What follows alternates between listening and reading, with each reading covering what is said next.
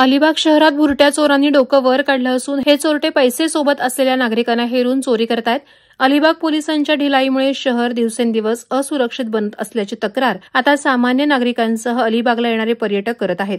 अलिबाग शहरातील रामनाथ येथील गावदेवी मंदिरासमोर असलेल्या डेअरीजवळ दुचाकी उभी होती। दुचाकी मालक खरेदीसाठी इतरत्र गेला होता। त्याचवेळी संधी साधून हा बुरटा चोर तिथे पोहोचला। चोरट्यानं आधी घटनास्थळी पाहणी केली, दुचाकीच्या आसपास फेऱ्या मारल्या। नंतर आपल्याकडे कोणाचं लक्ष नाही पाहून त्यानं दुचाकीच्या डिक्कीतून पैशांची पिशवी अलगद लंपास केली। ही दुचाकी वरसोली कोळीवाडा येथील ब्रिजेश तांबोळी यांची असल्याचं समोर आलं। या गाडीतील 25,000 रुपये घेऊन चोरटा आपल्या साथीदाराच्या दुचाकीवर बसून पळून गेला।